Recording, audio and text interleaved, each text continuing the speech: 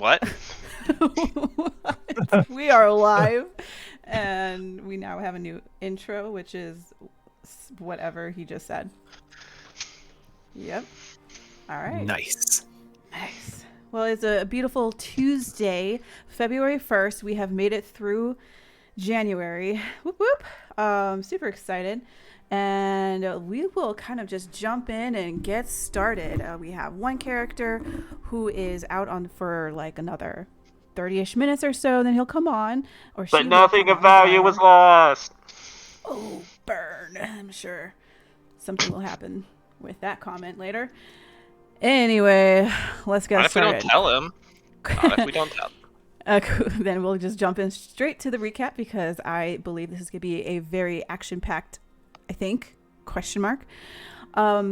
Last session, the party followed Valus into the secret vaults of the Library of Mithras, where the group spoke with her on subjects concerning the city, the king, as well as some personal questions and just some general wisdom regarding personal choices and personal thoughts. While in the vaults, the Calder had come upon this strange painting that mirrors whatever he visualizes in his mind, and that is a big surprise to Valus, who asks him to return with her for a little experiment. In the end, she thanks the heroes for everything that they were able to do while they are here in terms of convincing the other two gods, Vulcan and her father her father Vulcan and her brother Pithor, and to also completing the ritual. And with that, we will go ahead and start. It is so Onslow isn't here right now, so I will go ahead and hold this off, this particular sequence. So if everyone can go ahead and do a long rest. Sure. All right. I mean, if I have to. So it's on pause now. Now it's on pause. I accidentally collapsed my sidebar and I can't figure out how to uncollapse it. Like the chat window and stuff. Oh, it's a little arrows that at the bottom. I don't see it. It's not there for me. Really? Like, yeah, underneath the cog, there's just nothing. Oh my gosh. You are super right. Mine doesn't show either. Oh, that's freaky. Well, this is going to make the game more complicated. I'll just refresh it. I bet that'll fix it. You should be able to just click them and it should do a pop-up instead. So it does do that, but I don't like that. I get it. All right. But yeah, we'll figure it out. Sorry. Okay. So something happens to involving Gaia overnight.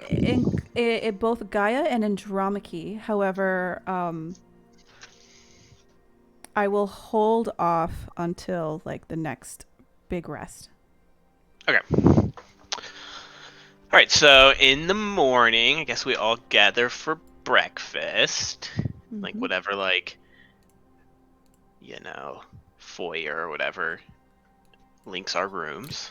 I have it's like a small thing, doesn't have to be a scene, but just given that Calder has, 2 to 4 hours where he's awake and not doing anything, and the party's still asleep.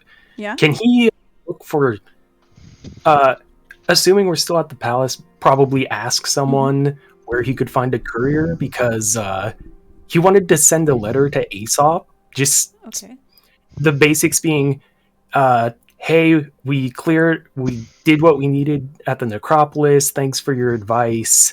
Can't deliver this message in person, but Damon said you should stop by sometime and just have a talk or a conversation. Since we didn't go back to Astoria and Calder can't deliver the message in person. Oh, sure, no problem. I'll just make a little note here.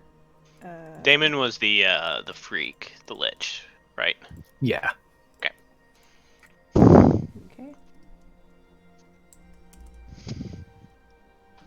Survive the necropolis.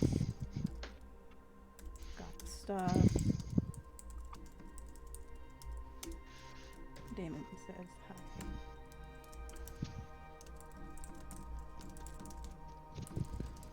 Okay.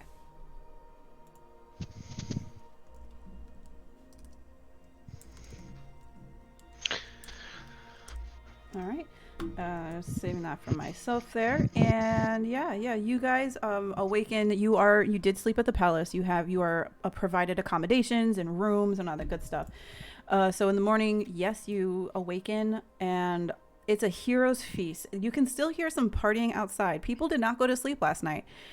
So that is still going on in yeah. All right, everybody. So what is on the schedule today? I imagine we should plan on speaking with the king in light of the new developments in his city. Gauge his outlook, perhaps. What he intends to do.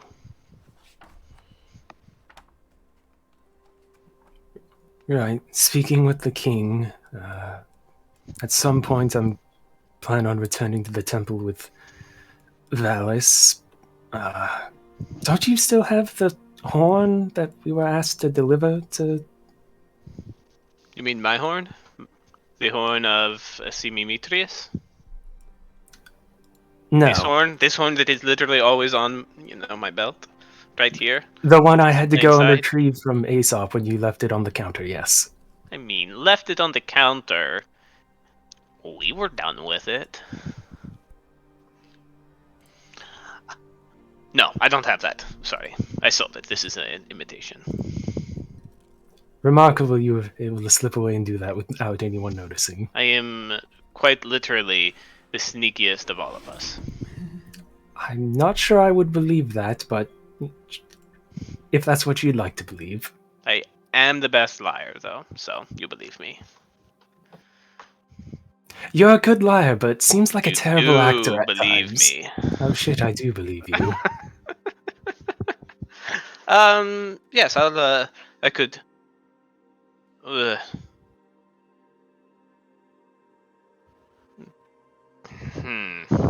What are some things that I wanted to ask Valis, but I'm intrigued by the idea of asking about along the dock for our mysterious changeling or whoever it happens to be that note and this Erax. Let me look at the quest log again, because that's where I saw it was written down. So I might busy myself with that after we present ourselves to the court.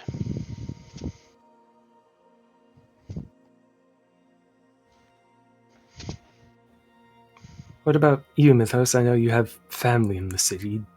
Was checking in on them something you want to do by yourself, or do you want people with you? I don't think I need an audience. And Gaia's friend is somewhere in the city. Perhaps we split up, meet back at the baths before dinner. Just yesterday, we were talking about the dangers of traveling too much in isolation.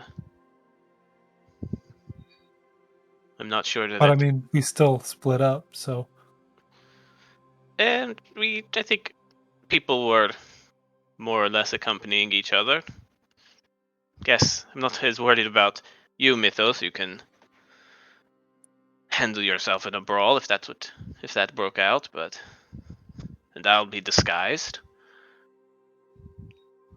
Simi, if you are asking for an escort, I can come with you. I was actually more worried about Gaia. As I said, I'll be disguised, and it would be difficult but not impossible, though it might not be unwise to travel as a group. Either you or maybe I could wait for Calder when he's done. That way I'm not in the tavern entirely alone in case something goes tits up. I think that would be wise, yes. I think Though- perhaps with the storm being broken, we are not quite at such a risk as we were before, but you are wise to be prudent. I'm not Perhaps we entirely pair off and then let Mythos handle himself and we will be fine. right. I'm not entirely sure that the danger is lessened. In fact, it might be greater now that there might be some sort of retaliation in the mind of the followers of the twins. Yes, let's pair up. Do you want to go with Gaia, or do you want to go to with Valis? As I said, there were some things I wanted to ask Valis, so maybe I could go with Calder. You go with Gaia. Well, I think that sounds like a plan. I will Whenever she's done. presume Gaia will rouse soon. She was still asleep last I checked. She had a pretty big day from what people were saying. She did, yesterday. yes. But Who'd once have we thought being a drama queen would take so much out of you? I had no idea of this. I'd never been a drama queen in my life. It's pronounced Andromache, not a drama queen.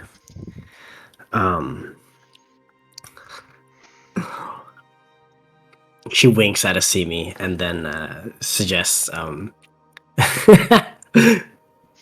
perhaps after we return the horn to Valis, we can part our separate ways for the afternoon. Sounds good to me. Anyways, let's go. I presume we can get a meeting with the king, whether he's at his throne room or not. We are the fucking heroes of Thylea, after all. I would imagine that, yes. And Andromi kind of looks to Mythos for confirmation, maybe, knowing little about modern cities. Yes. Sorry, who were we trying to go see? The king. Acastus. Acastus. He'll be in his throne room during the day. Don't really need permission. We just Right, yeah, we'll just go there first. go And there. Yeah. imagine he has. Sure. Who knows? He might not even be awake yet, but we'll figure it out. He seems like the sort of person who maybe. Anyways, I'm not going to finish that thought. I don't like the king. That's the end of the thought. I don't respect him much. I said it. I'm brave. Maybe we reverse it. If he's not there, we'll go do our things, meet back here for lunch, and then go see the king. Sure. Anyways, let's be off. And Taramaki, go wake Gaia up. She can just tag along, even if she's silent and still sleepy. I will go, or fine. Andromache will go do that then. So. Yeah, we'll presume that Gaia's being dragged along. All right, so everybody is going into the throne room. Is that what I'm hearing? Yes. We're gonna start there as a group, and then once we resolve that, we'll go our separate ways for the afternoon. Yeah, I think our kind of maybe on our way, Simi will just kind of reaffirm. So we just want to see what his plans are. I don't know that we have any yet. We still expect to travel east when we're done in the city, right? Maybe as soon as tomorrow. Plan to travel if nothing else keeps us here. Indeed. I think so. A lot of things seem to be pulling us that direction. What do we think the best scenario is for what the king plans to do now that his city is no longer at siege? Do we expect him to begin to marshal an army to oppose the twins when the oath finishes? We've left allies in our wake everywhere so far. We've left allies, but we haven't left a plan. That's what still worries me. Just wondering if we can't try to nudge the king along some path, or put the resources of Mitros to some good use. There's still the trouble with this curse with the children. It's been easy to forget it in the face of all the other fears and challenges we faced, but we're no closer to solving this issue than before. I wondered if the Dragon Riders might be able to investigate this on our behalf. It may help if we're trying to locate wherever these cursed totems were installed. An aerial view. On top of, they seem very well respected in the city. They might be able to find something out while we're not here. I think that's wise. Everybody in favor of trying to nudge the king into investigating this on our behalf? I don't expect, from what I've heard of the king, that he is in any way in on this curse or whatever it is. I think he'd be eager to help. It seems foolish for a ruler to kill off the future generation of your own people.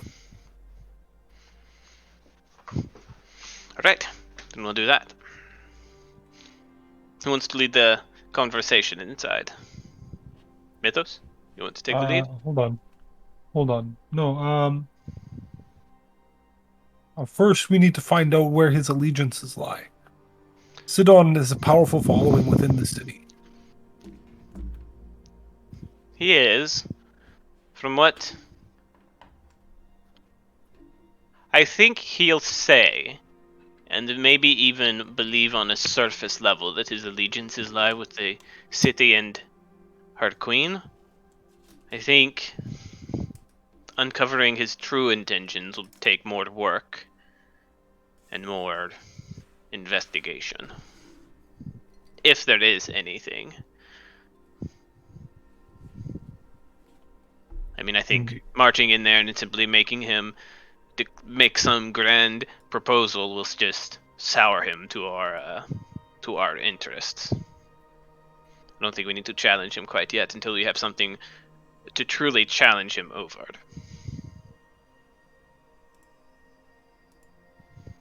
Perhaps if we get some sort of ground on the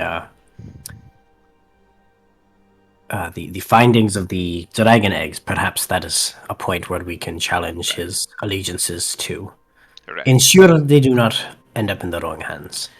Right, that's something we really need to figure out, but I just don't even really know where to begin.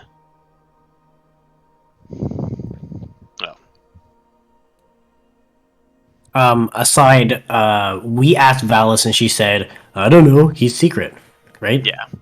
Yeah, which, I mean, if the Goddess of Wisdom doesn't know, I doubt there's many people in the city that aren't named Castus who knows where he's getting the eggs from. Well, he's gotta have, like, a supply line, right? Like, it's not like he goes out and gets the eggs himself personally. Sure, but this is also seems like something we're not going to learn by being like, hey, servants, seen anything weird lately?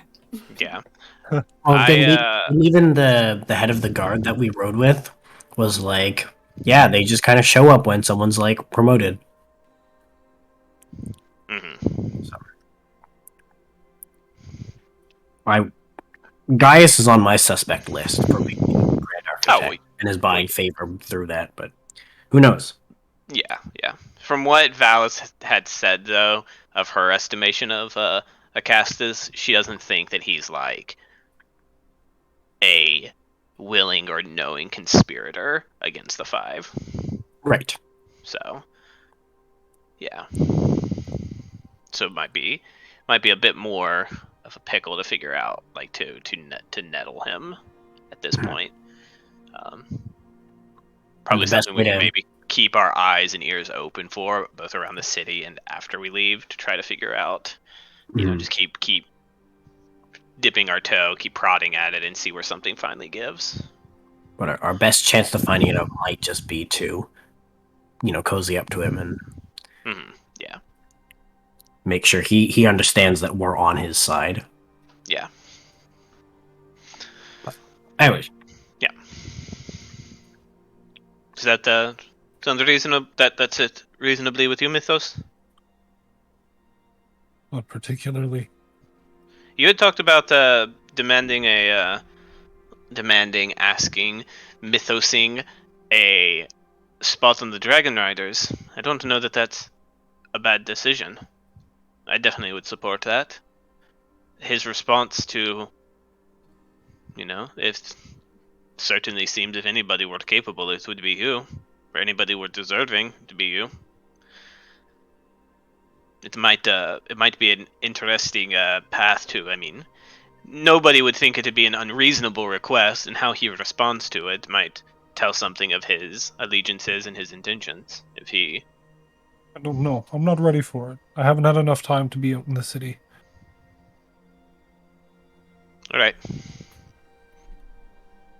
Then for now, we'll beseech him to use his influence and powers to investigate the curse of these children.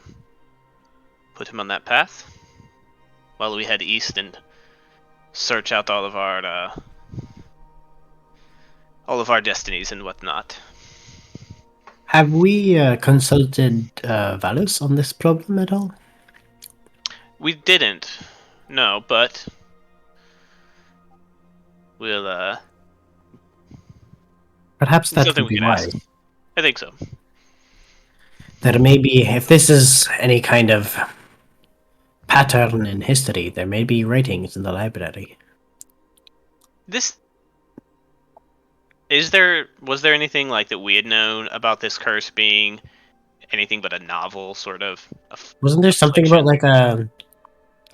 like historically there was like another thing that happened? I mean, I could be making this up, but I have a vague recollection of that.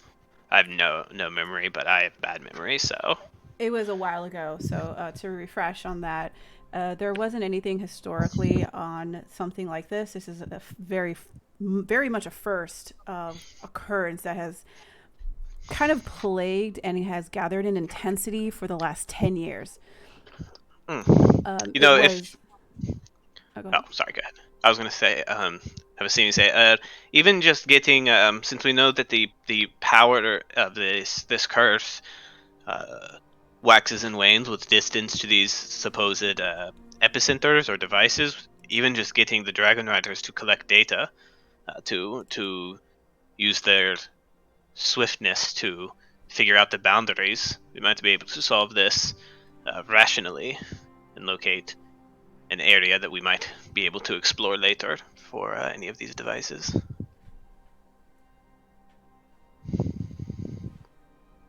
I have that right? Like there was like the, device, curse go out. Yeah. The totem. Yeah.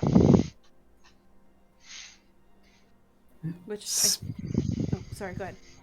I was just going to say, it seems like a good idea. More information, more data is always useful in these scenarios. Lost Chinny. Oh.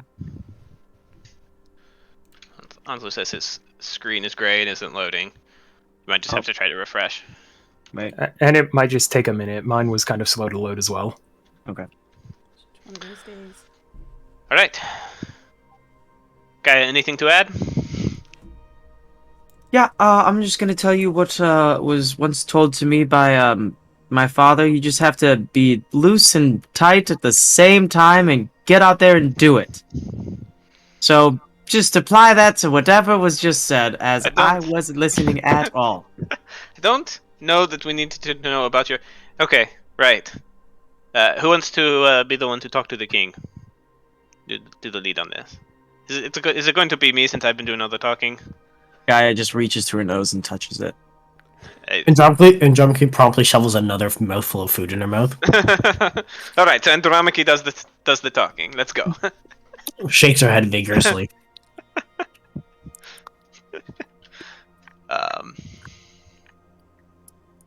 Can wait. See what's up with Chinny real quick. He's taping. Yeah, I saw that. I don't know if his internet. Okay, yeah, his internet went out. Okay, well, sounded to me like Mythos maybe not being the talker would be the good idea, since Mythos would be like, yeah, you're a false king. So I guess the same will lead the way. I've seen you. Famous for being on good terms with the king. Okay. All right. So you head to you are. He's a good liar. Hey, he's the mouth of the party, right? So So what? So you guys head. You enter into the chambers. You do see the king there. You also see Vulcan. You see Pithor. Well, Pithor is laid out drunk, but he's there. You do see Chandris. You see Kira, and you see Queen Valus. All of the 5 are here. The 4. Oh, is Mitros one of the 5? Yeah, 5 is. Oh, right. Yeah, yeah, so okay. the 5 was. Okay. Yeah, Right. 4 now. Yeah. Let's see. Me will kind of. Yeah, get him back. Okay. Excellent. Welcome back. Right. Yeah. So Simi will kind of step forward with the group and step past everyone else, give a bow. As you do that, he first off, when you guys enter, he slaps his knee and he stands up and he does not move down to greet you.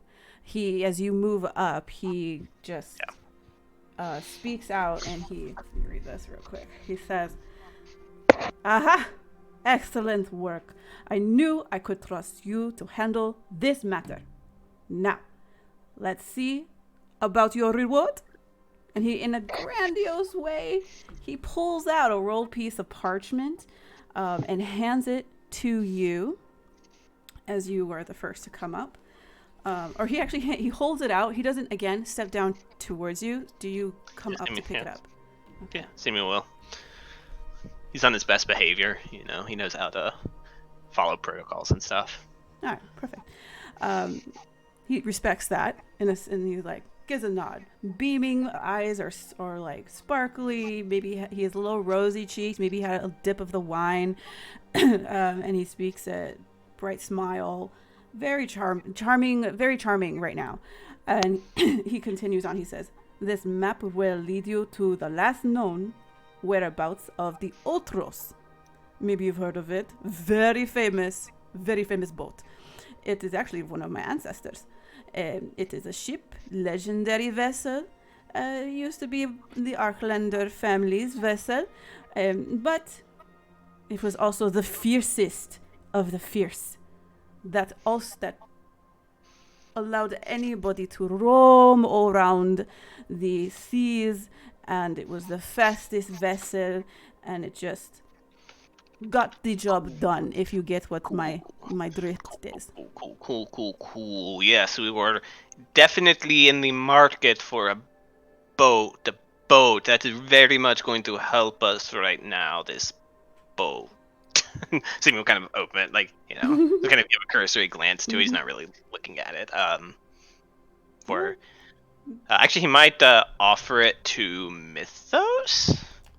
Given Mythos is like the Dragonlord fanboy of the group. Yeah, we can. Kind of Mythos pass it would off. know. You would know that the Ultros was actually the very, very, very famous vessel from the Dragonlord store Arklander, who's claimed to be the fiercest of the Dragonlords. So the fiercest, yes. Anyway, so he continues on. He says, "There was a time that when I thought I might claim it for myself, but I have no need of it right now. I am busy with these getting the dragons." We are not, so that's good. That's good for us. Thank you. I'm just kidding. Amy takes it gracefully. It's more his internal monologue. He gives you a nod and he continues. He's like, "You should know that as you know. You should know as you know." And he gives you like a ha, right? "I am rebuilding the ancient order of the Dragonlords. At time, I will have a legion of dragon-mounted warriors under my command. Then we will have no more need for heroes and oracles. We shall drive back the Titans with the power of the dragons, just as my forefathers did. In any case, this map will allow you to resume your so-called great labors. Go. I thank you for your service and what you have done for my city. You are dismissed."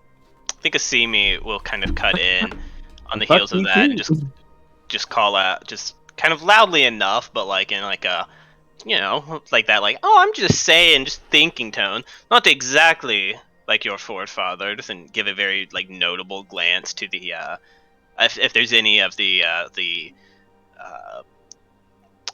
representatives of the twins here, Gaius or Gaius Chandras. is pointedly missing from this entire picture, but you do see Gotcha. Chandras. Chandras, yeah, there it is. The Blue Man Group is here. Yeah, kind of give a very, Wow.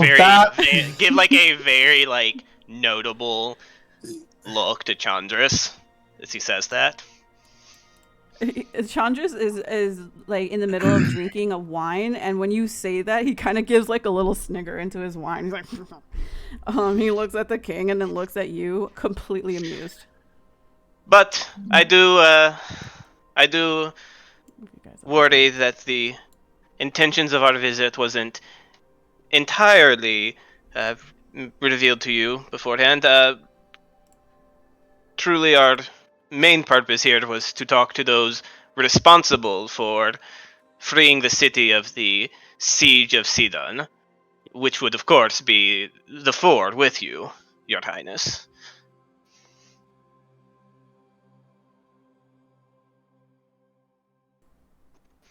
Just kind of like look over to the gods, since we were going to go talk to the gods afterwards, and also Asimi's kind of miffed at being dismissed.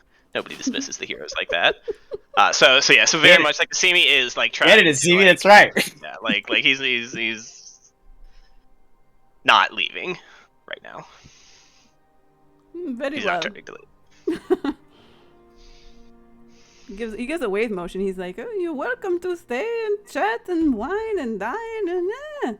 We're actually hoping to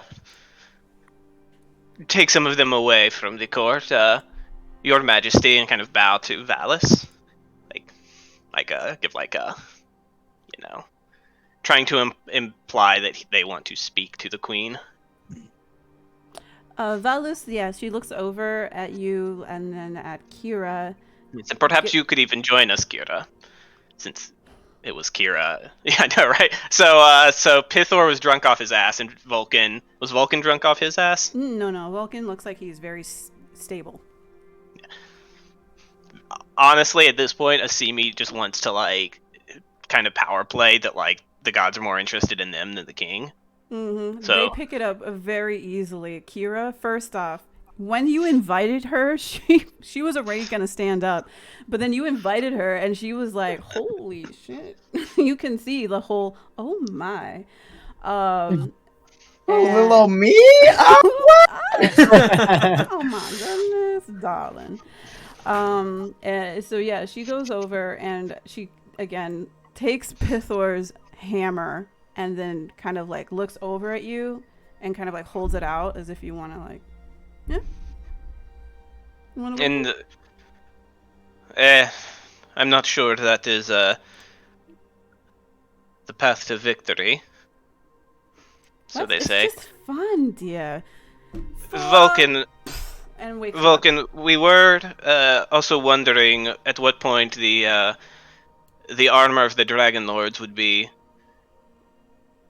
returned to us in pristine form. Yeah, Asimi's just gonna try to just trying to get him out. All right, so yeah, honestly, he's just kind of tried to undermine the king at this point. It's pretty successful. Like, oh, you're trying to get the Dragonlords. Okay, cool. We've got the armor and the gods and the weapons and and the the shield. Go ahead and just do a general charisma. Just do a charisma check. Okay. Do.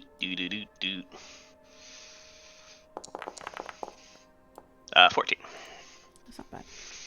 Perfectly average. Perfectly average. Let me just roll this. Chicks. Let me close this real quick. Sorry. You're good. Persuasion.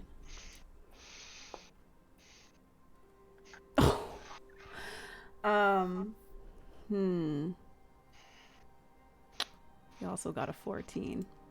So Acastus goes ahead. He stands up and he kind of has an inkling and idea of knowing what you are doing. And he gives you a little bit more of a less jovial expression from where he was before, where he seems to be a bit full of mirth, and now very like pointed, because not only are you trying to undermine him, and there's multiple people, there's servants, there's guards, there's a bunch. He rises up from his seat, and he again does not come down onto the steps towards you, and instead he says, "Do what you will. They are their own people, but myself is very busy. Many things that I must do, many things I must discuss, as our city, my city, and my people have been ravaged for a week and a half, and there is damage that needs to be fixed." And we are thankful that our time in the city could help liberate from that oppression. As the heroes of Thylea, though, of course, we will do what we will do. That is to save this country. Valis, Do what Kira? you will. Do what you will. I must now. Asimi's going to clean turn up and like the start walking. aftermath Asimi's of the going to disaster. turn and start walking away as he's still talking. Awesome. Kind of give like a gracious like, come with us to the goddesses. So they just follow you. They don't know where they're going. Pithor is just like holding his head in a bit of agony. He's like, you know. And Vulcan is. You had asked him a question and he started to answer, but you're starting to walk away and he's like, oh, mumble. If you're going, so make a, well, actually, I don't have to. You see standing up, Gaia, you see Krandros stand up and follow you guys out. And as you get far enough away, he looks behind, looks back at you guys, and to you specifically, Asimi, he's like, that was the best, dickiest move I have ever seen. I applaud you. He's an ass. I'm so sorry, mister. Asimi just kind of look around. Did somebody ask? Does anybody have to ask? Do you ask for things when you have to just want to say something? No, I was just complimenting you. Can you not take a compliment? I'm just still very confused about who asked. We've work to do. All right, well, you get to your work, Mr. Serious Boy. No fun. That's what they called me. He gives a wink over at you, Andromache and Gaia, because you guys are the females. And then he also gives a wink to you, Calder. And then instead of going back into the throne room, he walks like somewhere in the opposite like to the left or something. Yeah. I'd like to imagine when he gave two separate sets of people winks that he just looked at us with opposite eyes and just blinked. Just like cross-eyed. Yeah, but like not cross-eyed, but like the other direction, right? So the left eye went left, right eye went right. Yeah, and just like a double blink. Amazing. He also gave one to Calder. Yeah. So the girl's got the left eye, Calder got the right eye. All right. Once we're like walking away, Simi's gonna turn and point at Kieran. This doesn't make us friends. Kira looks at you again. I'm just so touched. No, you're not. No, you're really not. You're not touched. I knew you liked me deep down. In fact, to see me. Honestly, all we really wanted to do was talk to Valis, but yeah, you know. Why? Because so she's boring. useful. Is she? She's incredibly useful and wise and forthcoming and non-duplicitous. Are you sure? Wow, you are about first looks, aren't you? Yes, 100%. That explains so much on how you feel betrayed all the time. I will go ahead and leave then, you guys. You are very boring, especially if you want to talk to Valus. Yes. If it's all I come with me. would There's something I I'd like would you to like do. I'd like you all to stay, I think, right? Is that not what we're doing? I don't know. That felt No. rude. No, honestly, we did want to speak with Valis on several matters. Were you not paying attention earlier? We were going to talk to Valis about... One person wasn't here.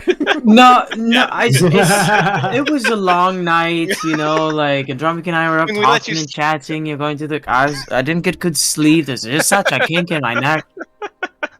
We were going to ask Valis about Calder has that painting to talk about, and Okay. we were going to ask her about some things.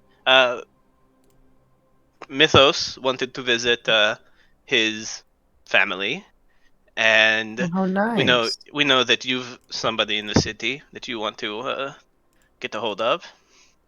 Yes, That is true.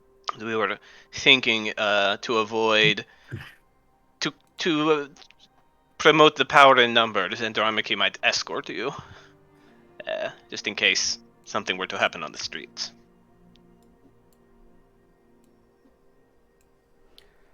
Well, like I said, so in 3 weeks' time, I leave soon. Go back to my forge, and about where's everybody going? Vulcan kind of like, as you guys start going in opposite directions, and he kind of just walks off to the gardens. I'm like, oh, okay, go this way. You're doing a great job, big man. Thank you. Keep it up. Yep. They just disappear. And so now you guys are going to, all right, so I hear we're splitting up parties. I'm fine with that. So is it Calder and Asimi that's going with Valus, or? Yeah. Okay, and think so. then well, Mythos Andromache and Gaia, what is it that you want to do? Do you want is it exploring the city or exploring the palace? I would like to find some kind of inkling of direction to Sina, but I have no fucking idea how to start that. So Yeah. I don't know if in game there's something I would know to do, or if I just need to just start chucking dice and hoping for a godsend. Yeah. I'm not I entirely think sure. Mythos would like.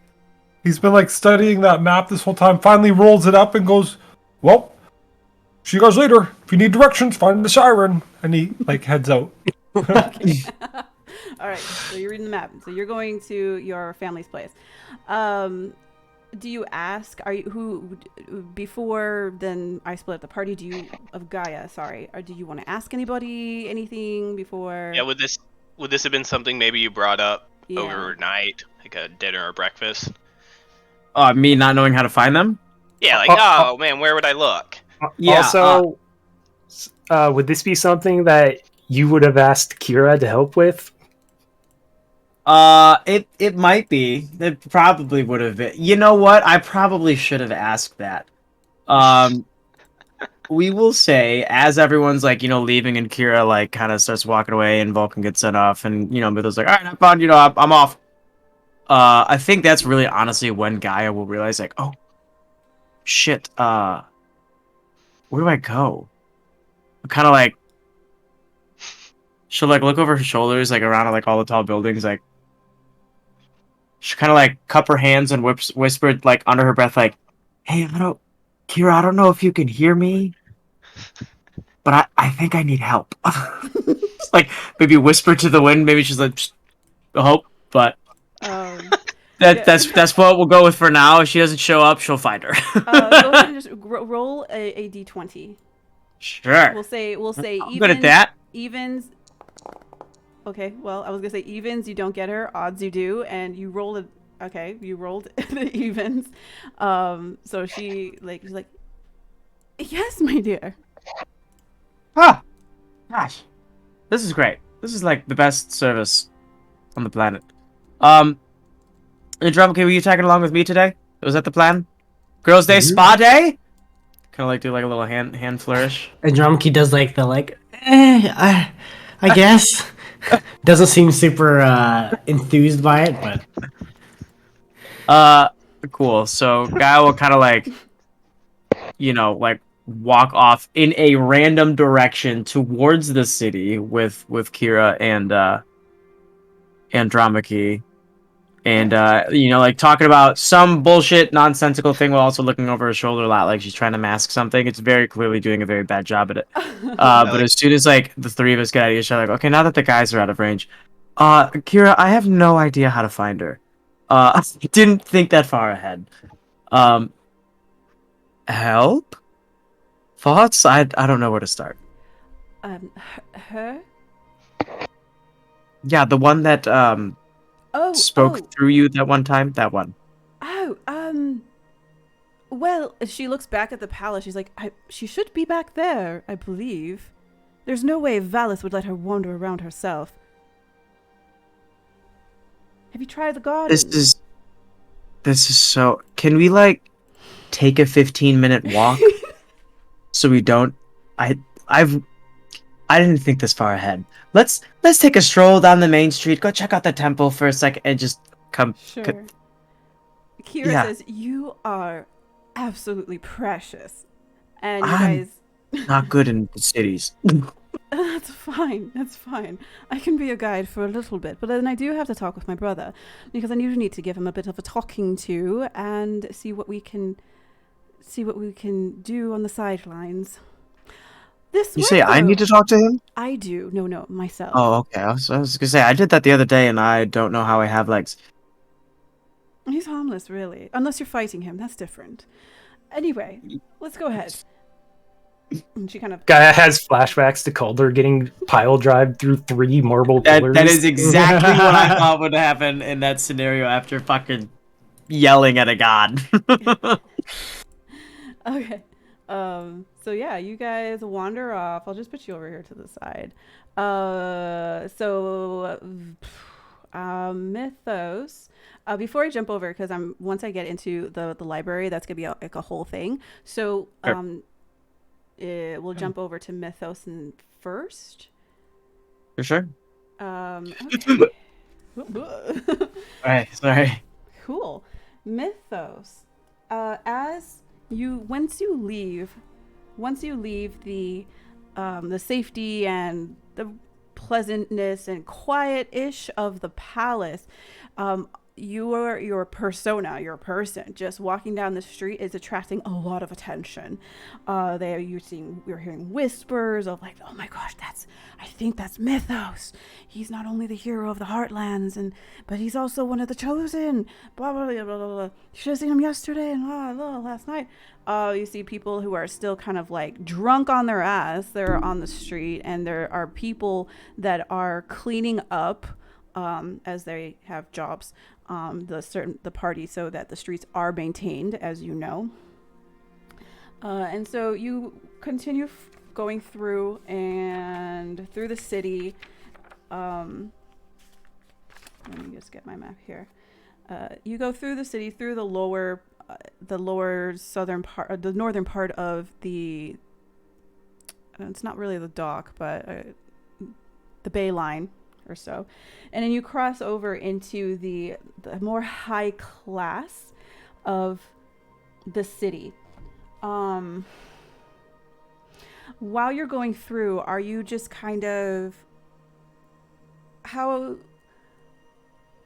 you're back home? Are you like alert, or are you kind of just taking everything in, or are you like retrospecting?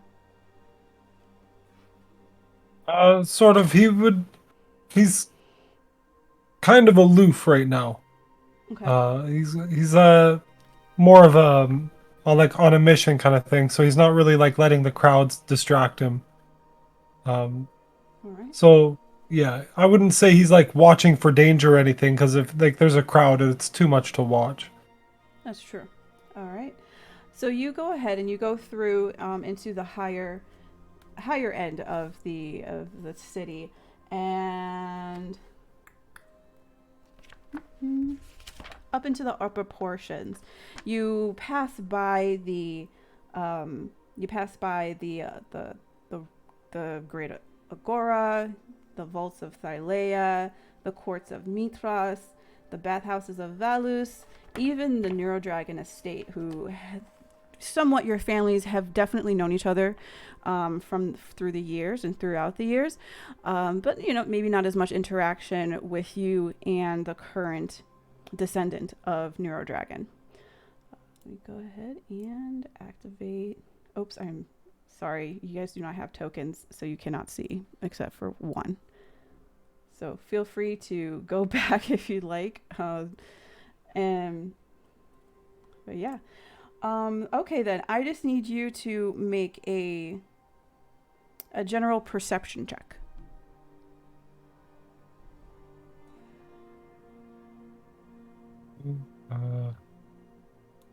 Still not loaded. It's been slow for me. Sorry.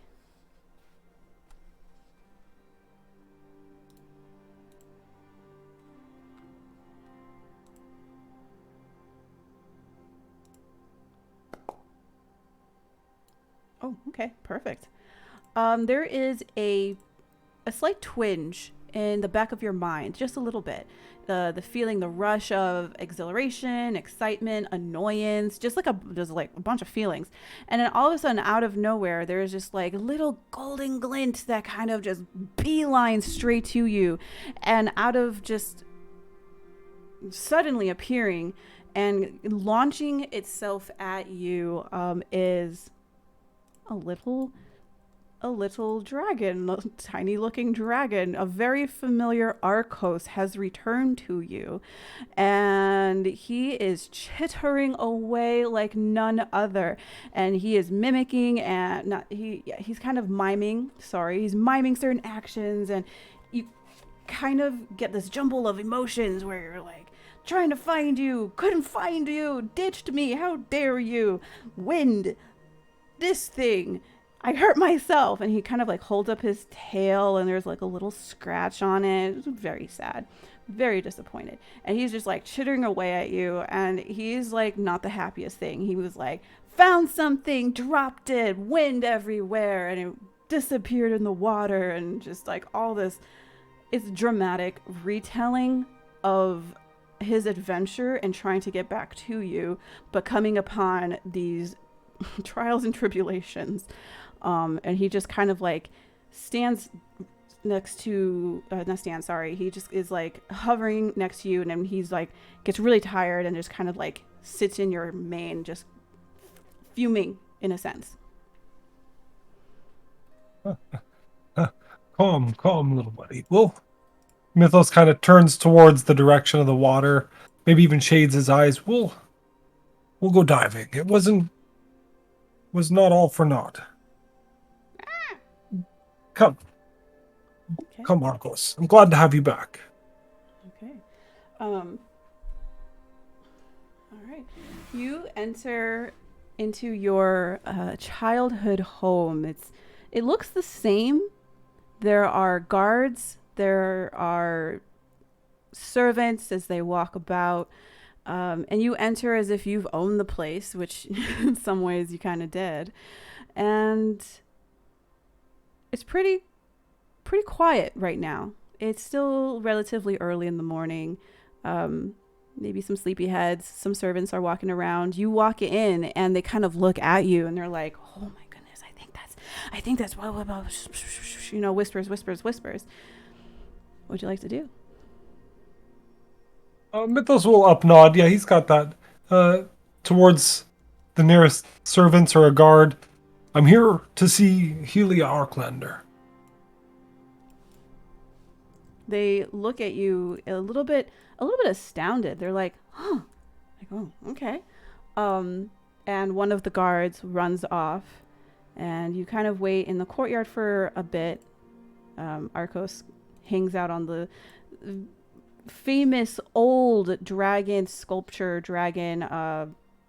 fountain decor in the fountain.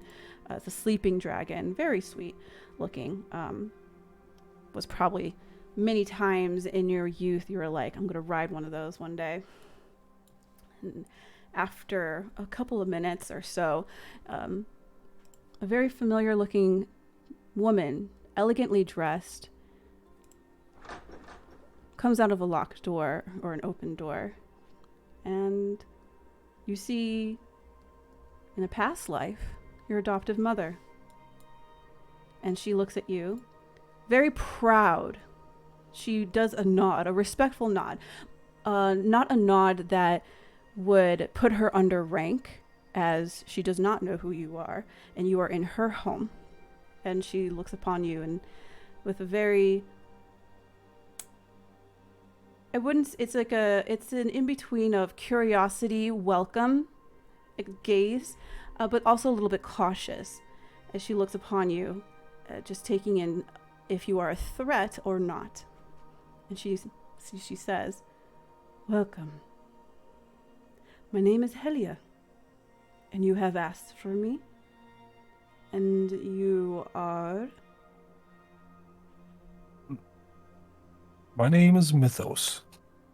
I am the child of gold, and I've brought this, returned it to where it belongs. And he will hand over his father's shield. Helia looks at you, hearing this, you say child of gold, and she, a little bit of a quizzical brow, then looks at, as you are showing her the shield,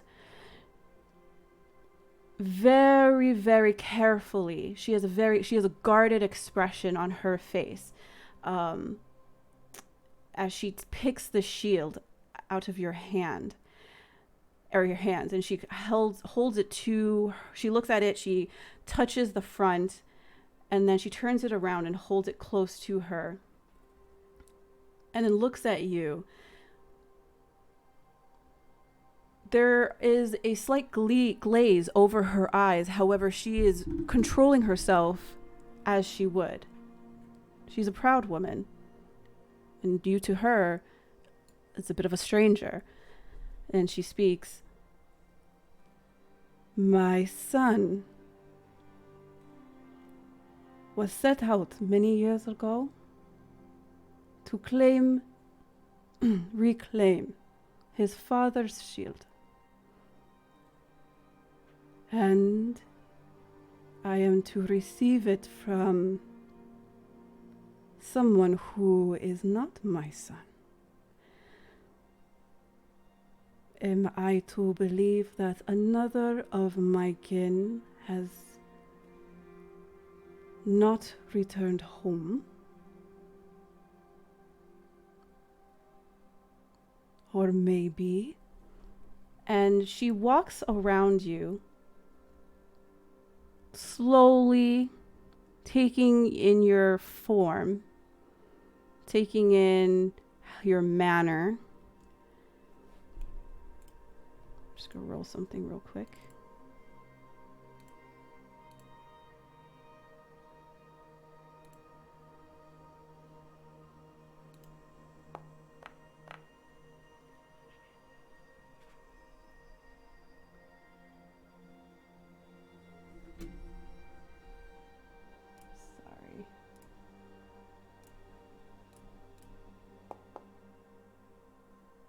Dang, your mom is awesome.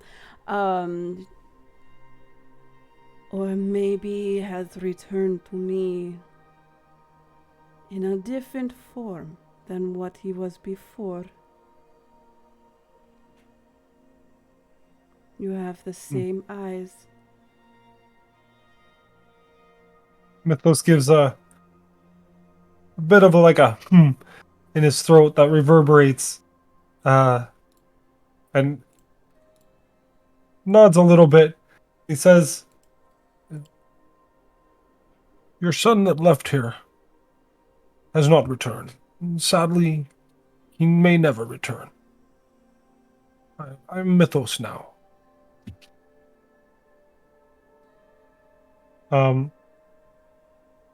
Yeah. But he says it like in a way to like confirm, but explaining that he's changed. Whether what you were in the past and what you will be in the future, or whatever he was in the past and whatever his future is, and regardless, he is still my son. And he will always be my son.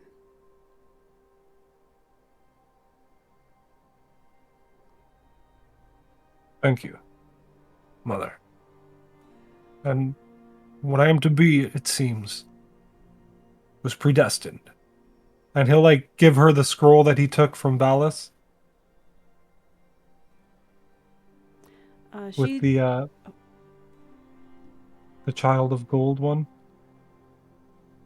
Okay. She takes it. She puts the shield down, very carefully, respectfully, and puts it next to her. And then she reads, and there's a fire in her eyes that lights and increases its intensity as she continues to read. And she has a small smile upon her lips. She folds it back again, or rolls it back up. And she hands it back to you.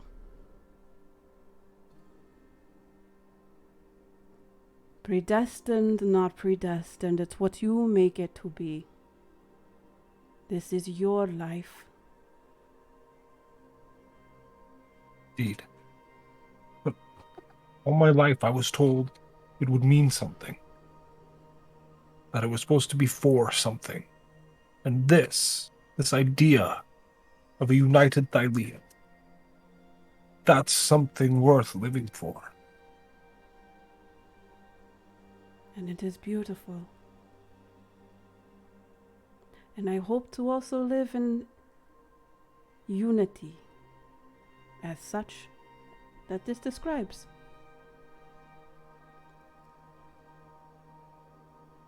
Right. But I must also ask about Acastus. He's brought dragon riders back. He seems well liked by the people, but in my meetings with him, I don't trust him. There's something about him. Come with me. Follow. To the shrine. And she walks over. You know where it is. It's the second room. It's the room that she came out of.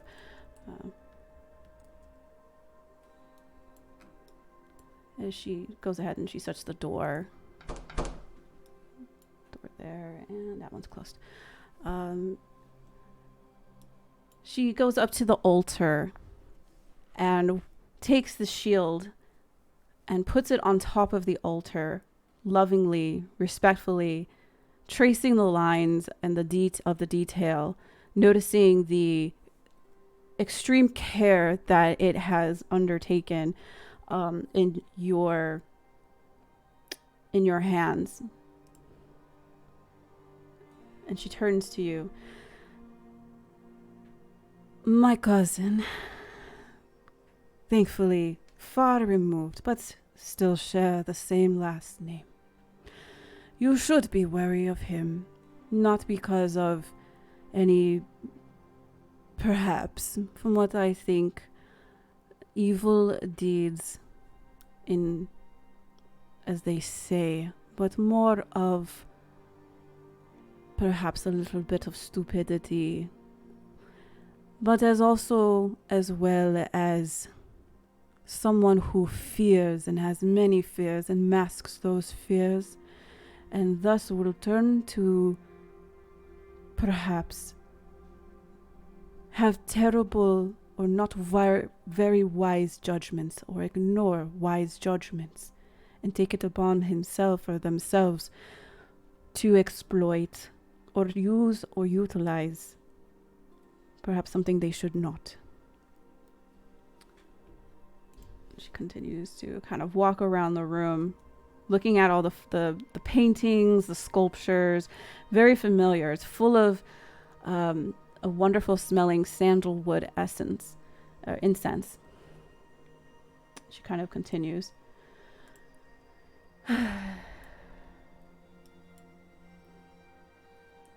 If I were 10 years younger and less haggard.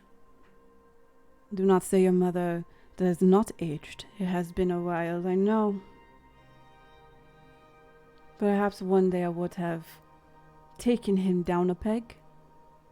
Little here and there, of course. But I have had my own suspicions, and I have had my own thoughts. She opens the window, kind of looks out. Looks up. Closes it again. You can see that even though she's not a commoner in the mediocre term, she is someone who is or has been trained. She kind of walks the room a bit. Like old habits die hard in a sense. Kind of got that scouting personality from her. These dragons and the dragon riders. The riders probably innocent. But those dragons, and from what I know and what has been passed down to me, are not supposed to act like children. So I have been doing my own investigation, and I believe that he is somehow receiving these dragons and aging them with magic. And that magic is not easy to come by. Most magics like that come from, kind of looking around, witches, or folk that delve a little bit more onto the magics that may not be in the best interest or good, useful, but in the end may not be wise. And so that explains perhaps their childish actions. That is troubling. I could take him down, slay his riders, install you on the throne. She gives a thought. She gives a thought, entertains it for a bit, and then she glances, a flicker of her eyes and her tilt of her head. She glances upstairs and then back down at you, and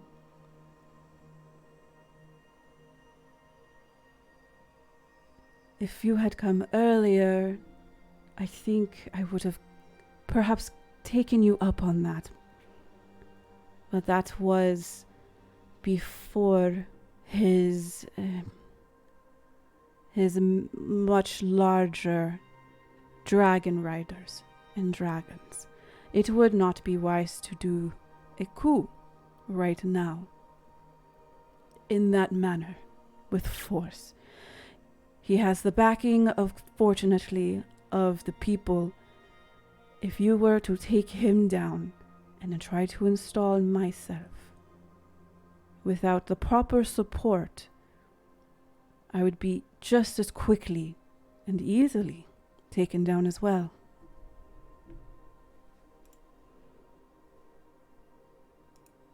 No. I'd rather you stay safe, indeed. It's just a thought. But yes, I'd heard that there was a new addition to the household. She kind of gives a little bit Perhaps you could introduce us and I can tell you some of what's happened in the last 10 years. Maybe that's like... Oh, yeah. Go ahead, sorry. I was just going to say, she gives a smile, and she's like, you would like to meet your sister? Be prepared. She is a Spitfire, exactly like you were when you were a child. She will come at you with a sword. She's only 2.5. And we will go ahead and... We found the new hero of prophecy. We jump cut to Mythos standing over the, crying form of a 2.5-year-old. Get good, little sis. You want to be the man? You got to beat the man. Whoa. Jump cut. All right, so we'll jump over to Gaia, Andromache, and Kira. So you spent 15 minutes. You kind of walked around. Kira showed you the quickly passing by the Temple of the Five, and passing by a Temple of Sidon, and then looking a bit. And she's like, and over there are the academies. It's very busy, you know, all this stuff. And then kind of loops around. Doesn't come through the entrance. She comes a little bit through the back, like goes through the side, and then you're once again. Fucking bless. Yeah. And you're once again in the castle. Ow, ow, ow, ow, ow, ow. Oh. Sorry, cat's fallen. Oh. Nails are out. Ooh. Okay. Great. All right, in the castle, you said? Yeah, she leads you, and she's like, well, go to the northern gardens. They're just right here. Just keep following. Follow the black tile, and then you will reach the northern gardens. You'll probably hear her before you actually see her, so just follow the sounds of fighting or training or whatever she does. Great. Thank you very much. Have you already seen her? No, I have not. Sort of a sudden coming here, actually, and then straight to work, I suppose. And now I have to speak with my brother. Okay. I do I'll apologize. That's all right. I'll tell her you said hi. I mean, I would say that I'm nervous. It's been so long, but it's been like a month. It's not even that long of a time. A lot has happened. Feels like 52 1-week intervals of an hour. I don't know. It feels like a long time. All right. Well, I thoroughly thank you for the mild distraction. So I'll let you be. And Andromache and I will follow the black tile and go from there. Okay. I would imagine this is like a wooden overgrown fence thing.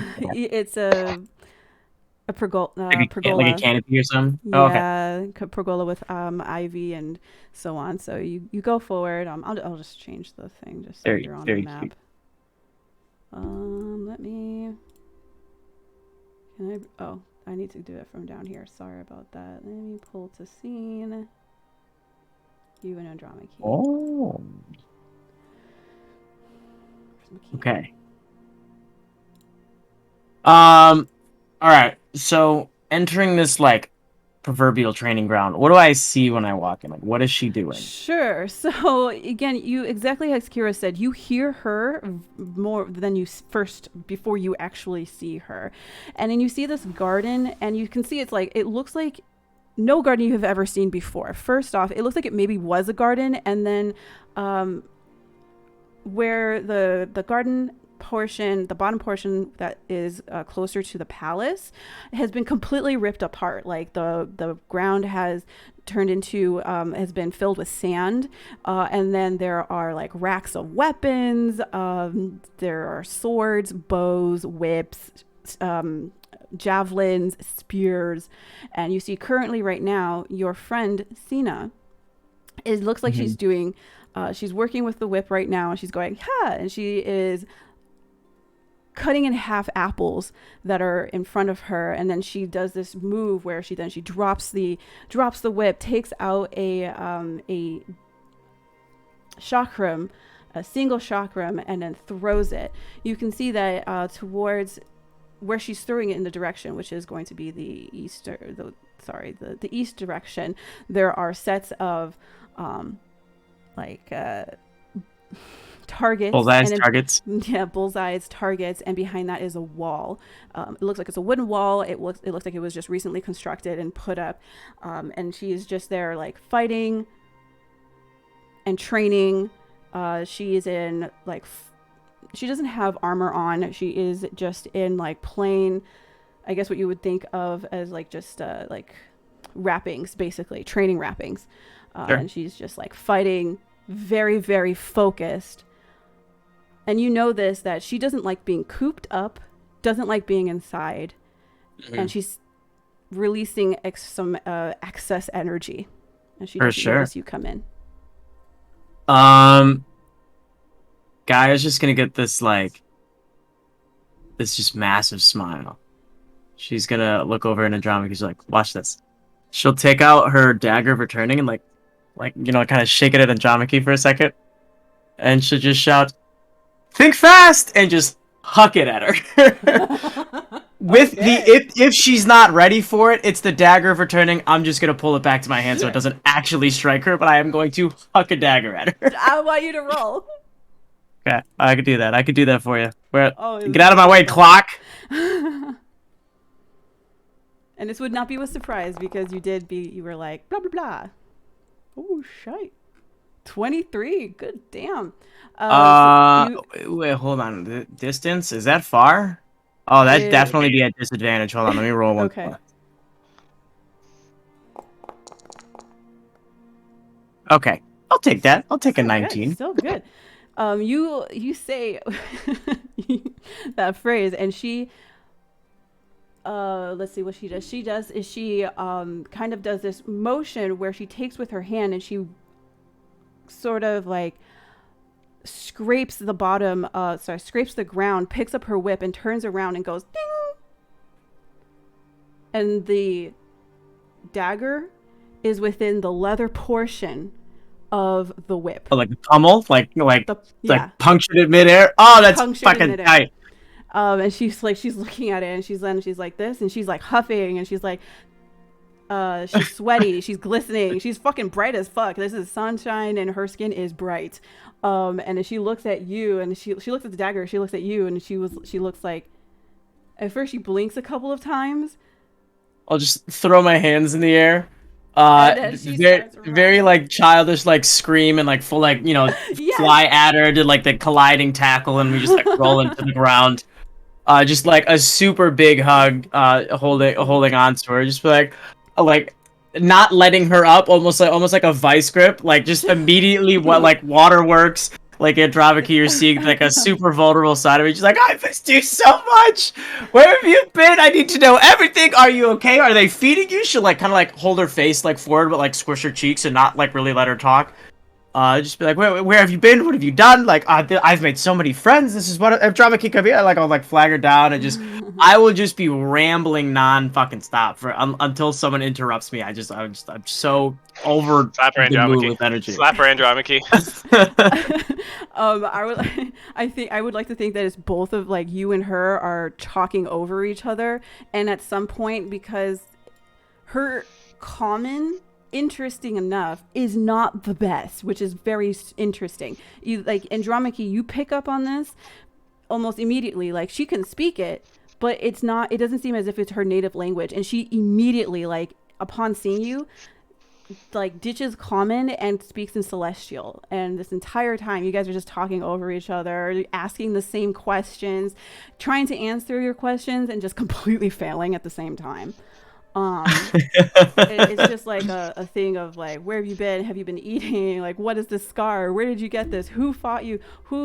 Is anyone being mean to you? You know, like the whole, the first time you have, well, not the first time, reunited with a friend, and it's a flurry of excitement and drama. I'm pretty sure I know how to speak Celestial. Yes, yeah, right here. Celestial. Okay, all right. Yeah, so Andromeda, are you able to speak it?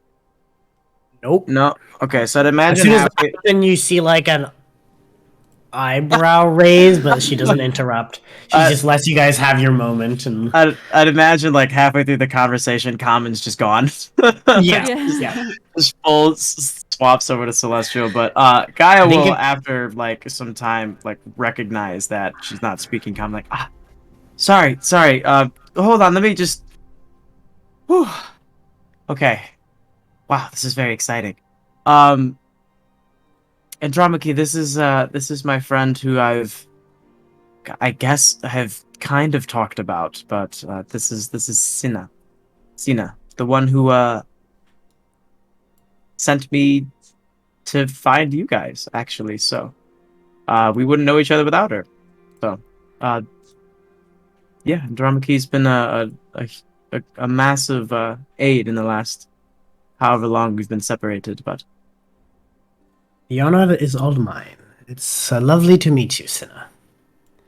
Sina looks If you down want to at learn her- to throw a chakram, she can teach it pretty fucking well. She like points to Andromache. Yeah, Sina- she just like twirls them a little bit in her hands or whatever, and then Nice little flourish. yeah, a little flourish and winks at Cinna. She Sina looks over at you, Andromache. Her eyes are sparkling. There is a little bit of like glaze over as she is holding back happy tears in a sense. She seems to recognize you almost instantly. Your attire, the way you speak, the chakrams, give away your Amazon. And she just kind of like, sister. Spoiler alert. Oh my goodness, who knew? Oh, not me. And she holds up the traditional greeting where it's the forearms to forearms. Boom. Welcome. My goodness, Andromache, I've heard only rumors, really. Wonderful. You're making new friends. And she looks over at Kaya, extremely excited. Well, I'm friends are not something I'd have trouble with. Oh, you have yet to meet his best friend, Asimi. He's a Her best friend, Asimi. he's a man. That isn't for sure. He's a man. Yep. Oh? Not Well, no. I can't. Regardless, I can't wait to meet. Oh, wrong accent. Well, I cannot wait to meet everybody that you're friends with. I do apologize. When I get excited, I speak two different languages, and so then if you cannot understand me, I am very apologetic. But I'm so happy to meet you. Finally, I've missed you so much, and oh my goodness, please, you must tell me of your adventures. I've heard stories of you guys went and killed a boar or something like that. I think that was the original one, and then something about a mine or lava, magma.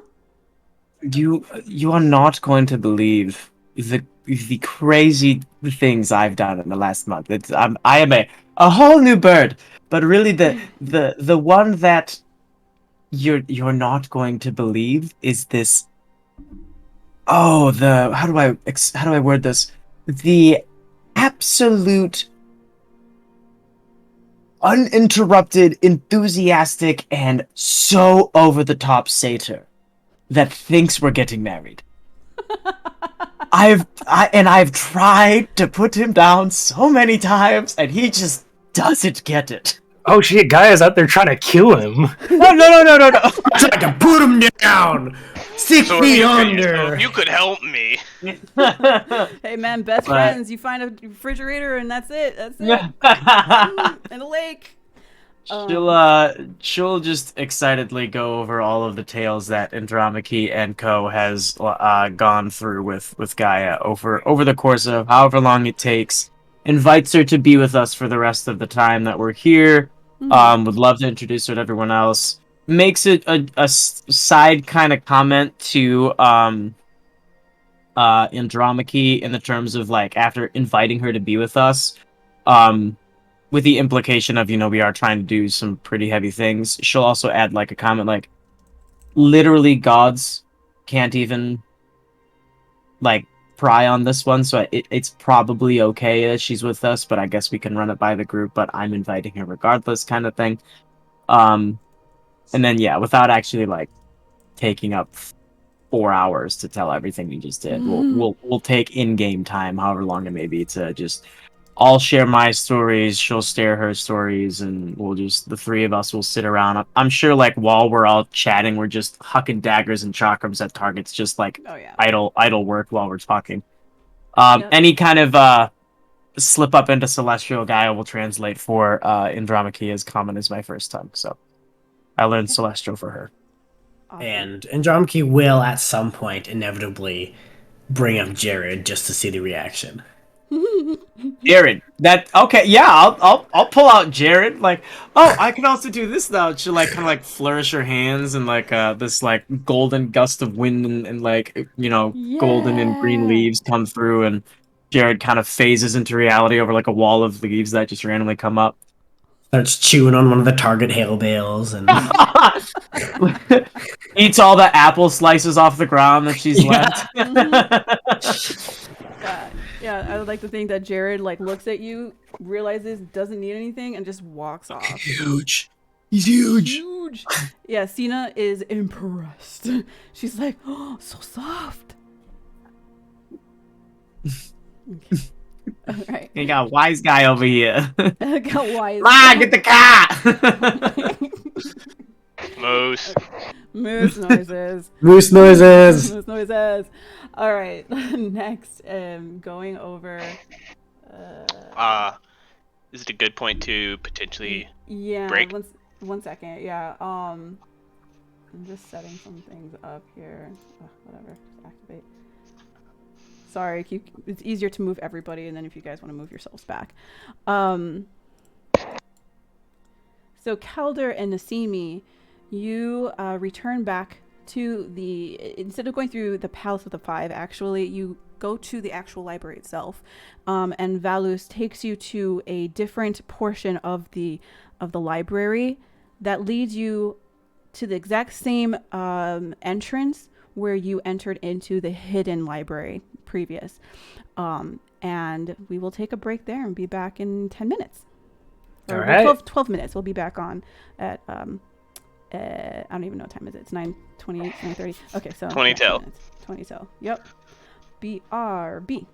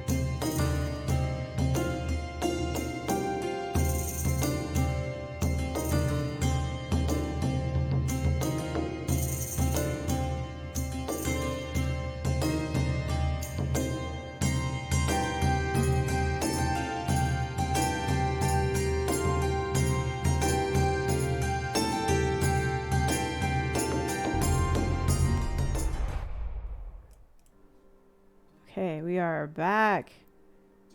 On time. Get you guys out so you guys can go to sleep like normal people.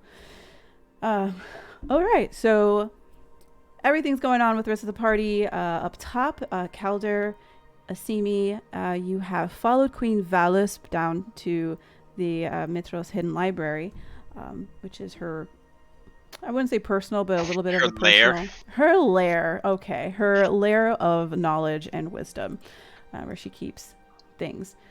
So she nods to you, Asimi, and then looks over. First, she's before I ask Calder to indulge me a bit of the experiment I would like to ask him to do.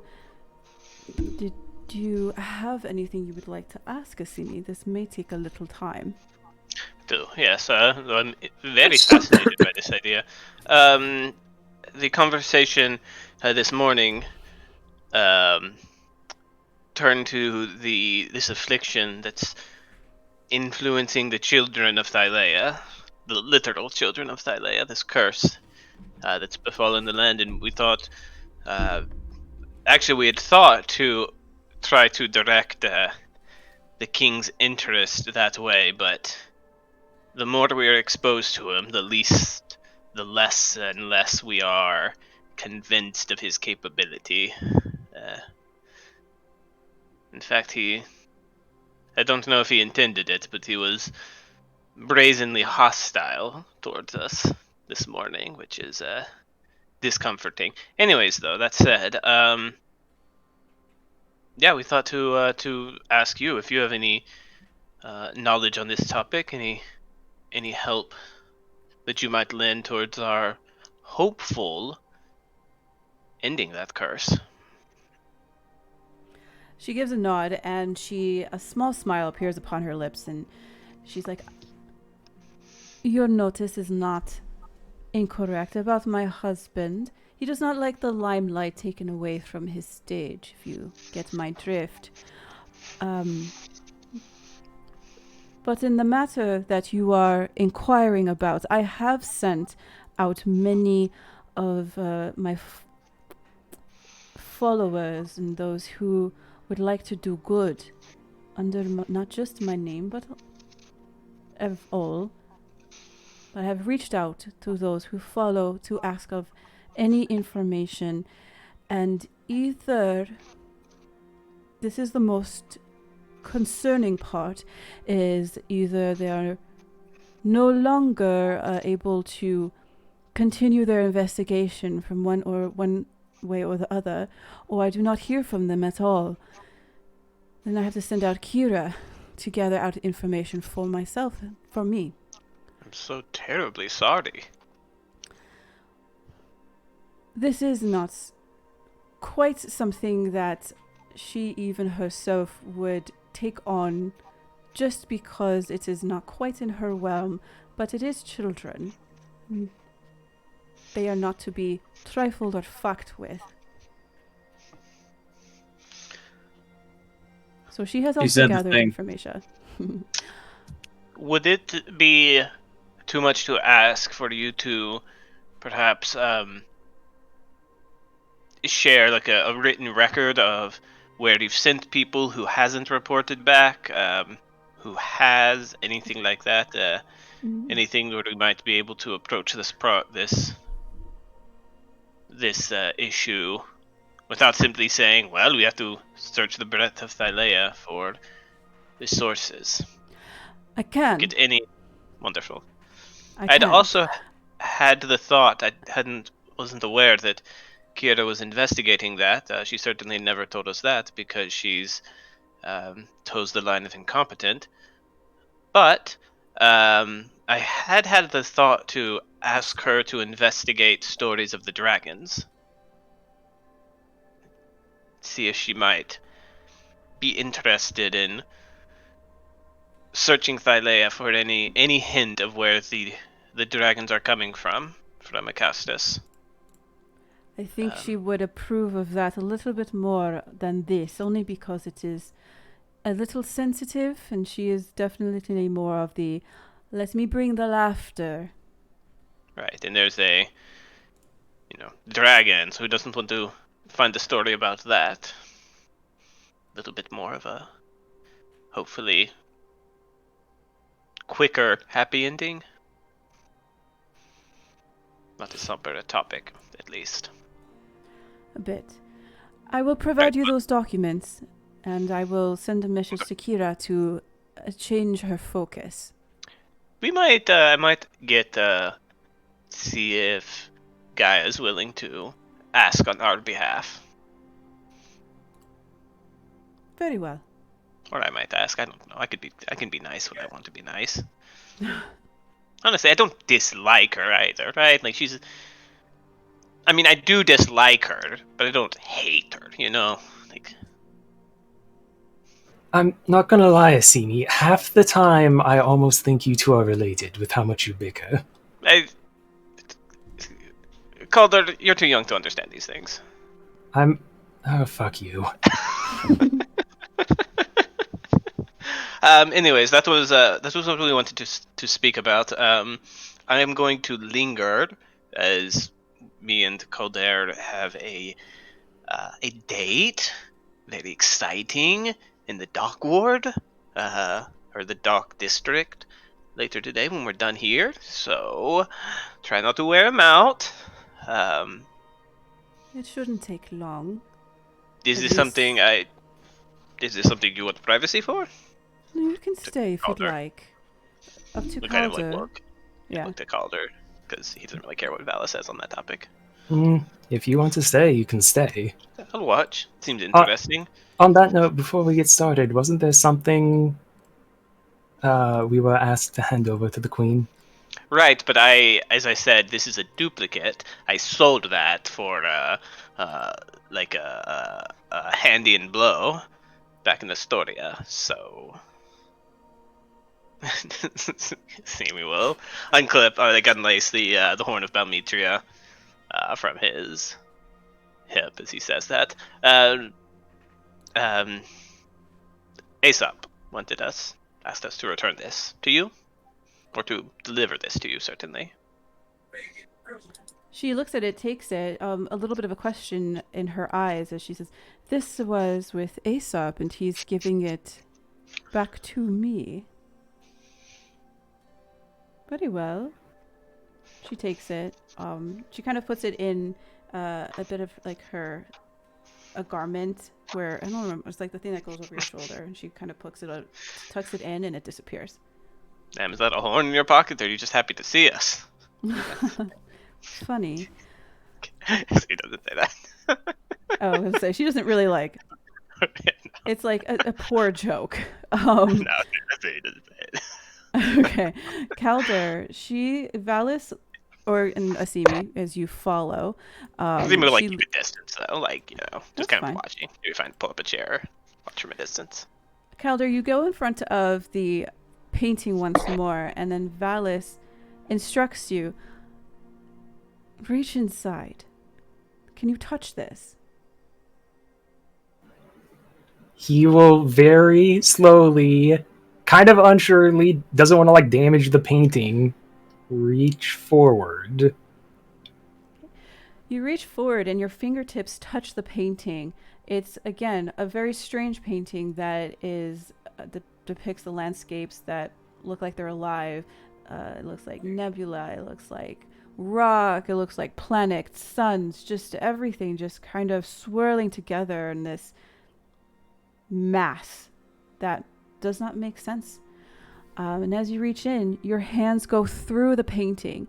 It feels as if you are reaching through concentrated gas. Like you feel it swirling around your hands, and it has some density to it. And you go in and you're like, how far does your hand have to go in? And you're kind of reaching, and it goes past your forearm, about halfway to your upper arm. And then you feel something that it feels like a rock, but it's squishy, a little squishy. There's form to it, but it's just a little bit malleable. And you have it in your hand. What would you like to do? the gamer in me thinks I'm going to the painted world of Arendeus from Dark Souls, but he tried to pull whatever this thing in the painting is out. All right. You pull it out, and in this strange, very strange, when you're pulling it out, the painting in all of its color starts going inward. And as you're pulling it out, and you finally get the object starts to show, it is sucking in all of the color and the swirls and everything into, it looks like goop, but it's the painting in a little bit more of a malleable circular form, and you have no clue what the fuck it is. The painting, though, is no longer a painting. It's just dark, and Valus puts her hand to it, and it's just paper in quote, what would just be the backing.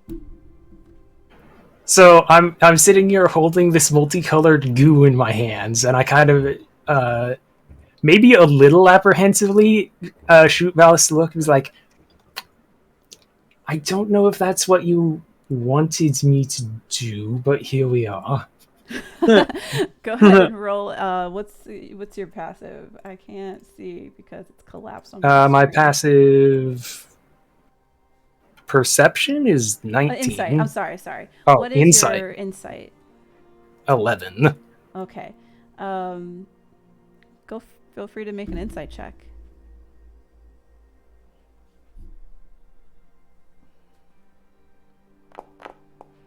Checks out.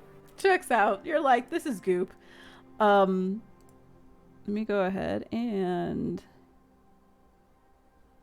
I just made it. Oh, here it is. And I will give this to you. Put it in your inventory. Okay. It is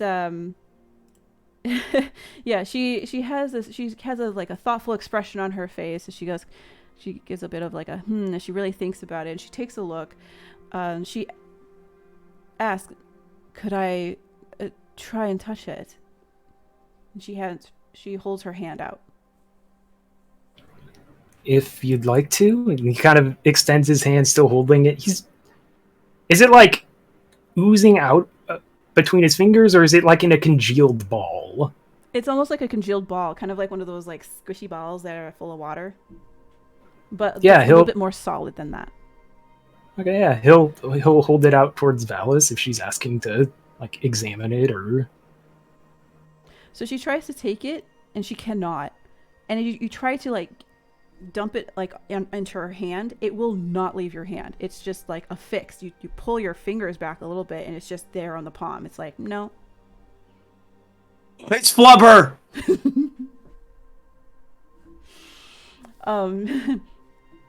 She seems to be doing this mental checkbox in her head, and then she asks, yesterday when you were here, you thought of something, and the painting morphed into what you were thinking.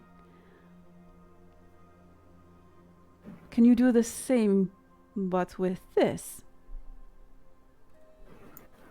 I'll certainly give it a try. And he'll kind of stop and focus, and because he's the more military type, maybe not the most creative, he'll just picture like a longsword or something basic.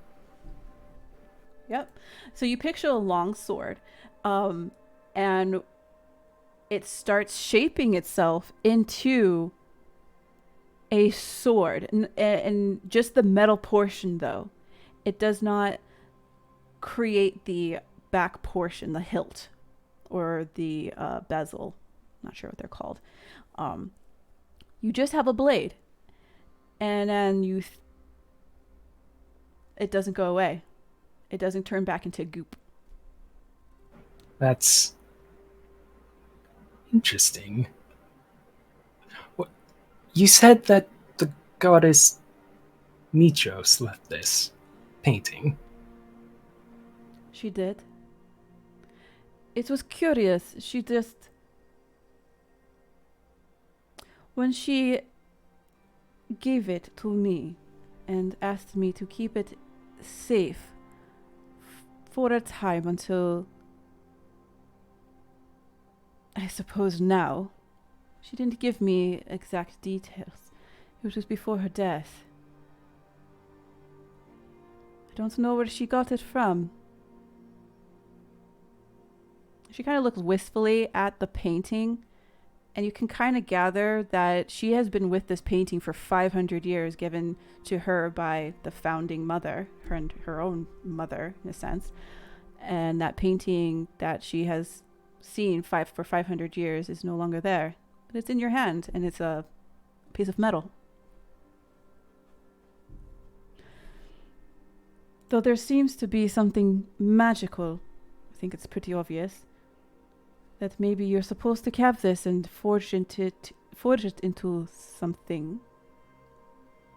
You are handy with a forge, are you not?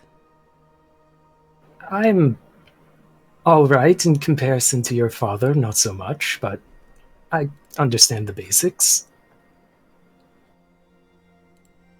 Then maybe you should take that and create. It seems to be something that you were given.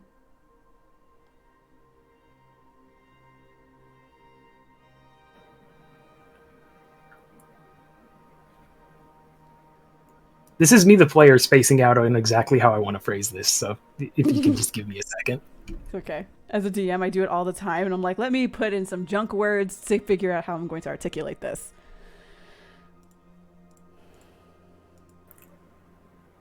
I don't know why I have this, and he'll kind of look at the weird metal sword that's maybe beginning. Maybe he had begun. No, never mind. It's just still a sword. I'm rambling. But he'll kind of look back at Velas, but like I'm not entirely sure what I'm supposed to do with it yet. But I appreciate this.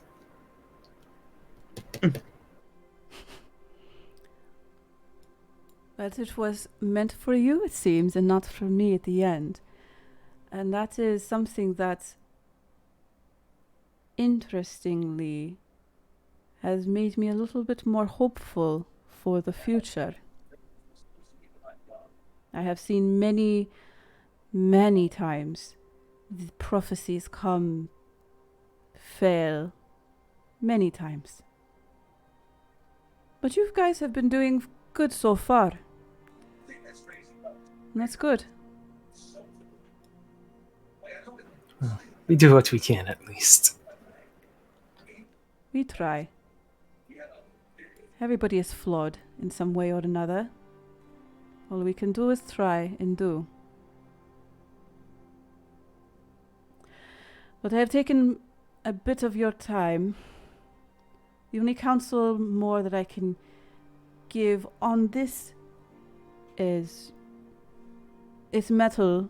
Now that it's metal, definitely ask my father. Vulcan, you might know a little bit more. But how it was created is a little bit more of my realm of knowledge and magics and something beyond, it seems, this world. And when I say this world, I just mean this land specifically. No one really knows how worlds are created. Maybe something like this is how something was created. And you were gifted how to mold, it seems. Someone or something wants you to have this and wants you to, I guess, mold, create.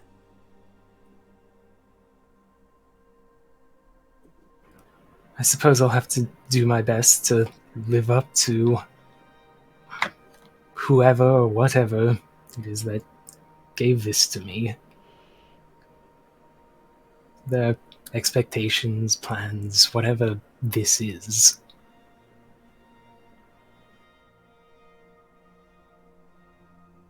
Confusing, is it not? Incredibly. Yes. I think I've gotten more questions than answers since I went to the Oracle. As it has always been. I do not have anything else to ask in terms of this experiment. And I do not see, and I would wish to ask you and the rest of your companions, once you are all back together, for a favor, perhaps, as well as share upon some information on the Ultros, that piece of paper, the deed, I suppose you could say, that Acastus has given you. I will just say to you two now, if you find it, you do not need to tell him you found it. You want to keep it to yourself, as you are no longer, or you are not obligated at all, as that is yours. He has given it to you. And hide it away, tuck it away. I do not see how wise it would be for him to have not only the Ultros, but also the dragons. Take air, land, and sea.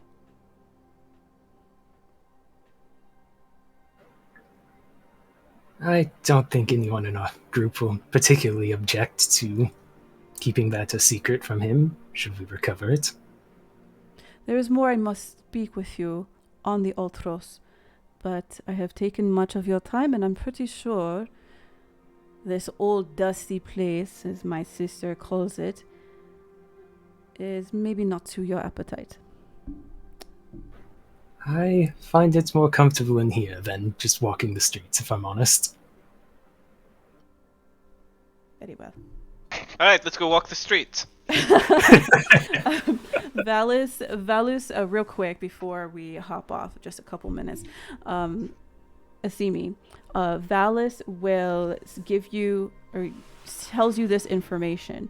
She has sent her clerics and her paladins, those who follow Valus, out into Thylea, especially the places that have been impacted by this curse. And it's going to be concentrated heavily on cities and small towns of the outlying towns, basically reaffirming the locations of where you and where the party has been in like the heartlands, in the farmlands and such up to the north, Astoria. But one thing that definitely seems to be a point of basically congestion is the locations seem to be hidden, always hidden in a cave, in a mountain, any places that people do not go to, and they seem to always be in some sort of like abandoned shrine or places that had previously in the past have been worshippers of various gods and deities throughout the years, and has either corrupted or I'm trying to remember what the word is. It basically has corrupted and desecrated. Thank you, desecrated the temples. Okay. Any chance she might have like a map or like a list of these locations? I can get you markings on later on that. Okay. Since you asked. Yeah, I mean, even if yeah, just like any places, like, you know, if we're passing them by, maybe poke our heads in and see. Sure. If we can confirm any of this stuff. She definitely does confirm that aside out of the Heartlands, it's really just the Heartlands and this particular spot. She claims to not really have heard too much, even in Aracia, which is south. It's that southeast. The other. Mm-hmm. So Aracia hasn't really had this issue. This has only been here, and anything that they find. Do you bring up the totems or anything like that, or are you just asking for information? Probably at this point, now that we have like she kind of mentions that, we can say, I can't honestly remember what we knew about the totems. See, we might look to Calder to see if he could. They're constructed with very specific materials, adorned with specific gems, and seem to act as the focus. And we were told very specifically, don't destroy them, as that might create some sort of explosion or adverse effect with the curse. Gotcha. Right, I have a scroll that might be able to help with that, but just the one.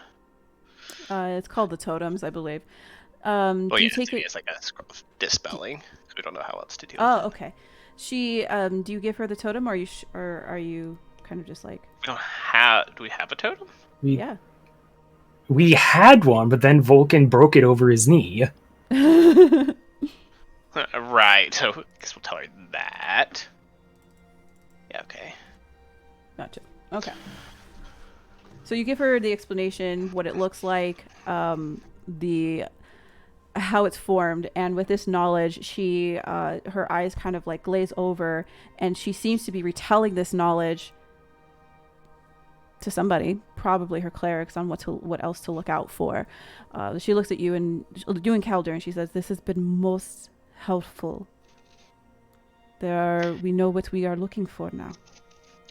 I wonder, Valdus, if you don't have, if there's, I mean, this is something that we want to investigate, though we can't yet prioritize it in the light of all of our other trials and issues facing Thylea. I have a singular scroll that could help in dispelling whatever magic is on these totems. If we can't dismantle them or destroy them in mundane means, is there any aid you could offer in that respect? Any advice or tool? She gives a thought, and she then, it's not very long, and she turns back to you and she says, "Of course. When you find another one," and she unpins a little her symbol, the Valis' symbol, and she asks for both Calder and Asimi. She asks for a hand. She's like, "Let me have one of your hands." Sure. All right. Left hand. Okay. So you guys give one of the hands. She puts the symbol on top of the back part of your palm. What is this? The front of your hand, whatever.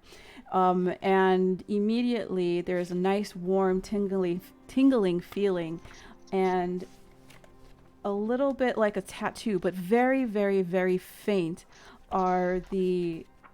is the symbol of the goddess of wisdom. And that symbol is, it's the golden laurel wreath with 5 stars. And you can see it faintly on the back of your hand. And it kind of just sort of fades away, but you have to like kind of tilt your hand back and forth a little bit to see the slight discoloration on the back of your hand. And she then says, "When you find one, just touch your hand, the back of your hand with the symbol on it. And then I will send something to you to help destroy it. It's depending on how powerful it is. Seems that the one that you had given my father maybe wasn't as explosive. But perhaps there's future ones that maybe needs to have a curse removed, or I will receive it, or I will make sure that you are able to dispel it." Wonderful, thank you. Of course. And thank you. It's nothing. No, it changes a lot. The one thing that has been a downfall of being so old as I am, of 500 years, is seeing that people seem to only seem to rely on people who seem stronger and are better than what they consider themselves, and then when they are not up to the same level as they put them on their pedestal to be, they like to complain but not do anything themselves. So it always is good to see help. It's appreciated.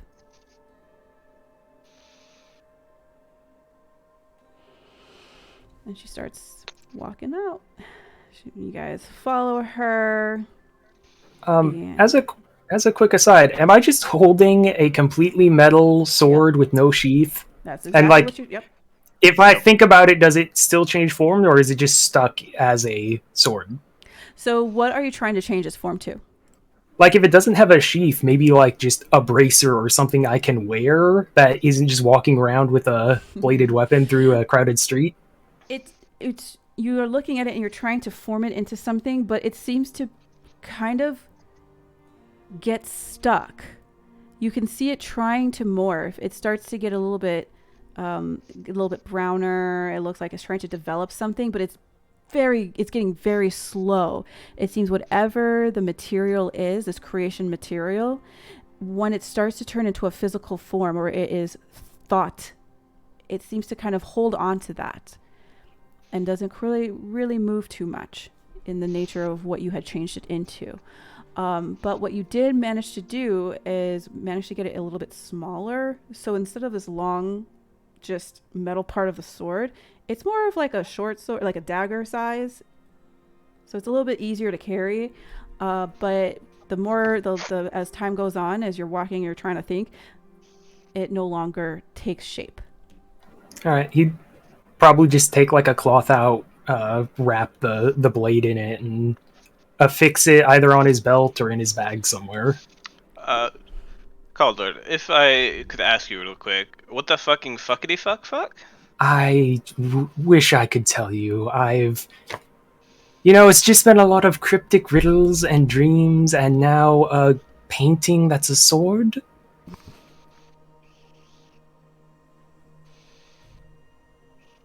Maybe it's a cake. It's definitely not a cake. Maybe it was a cake this whole time. It's not. It is a bladed weapon right now. I would not try eating that. Alright, well they'll head out into the street. Asimi's got a small bit of shopping to do on the way to assist his efforts. But we'll get to that next time, I think, right? Yep, that's right. Thank you all. That was a very talky episode. Have a guess, but we didn't quite get out of the finishing up some of the things as I thought we were going to. So apologize. We will have a guest in 2 weeks.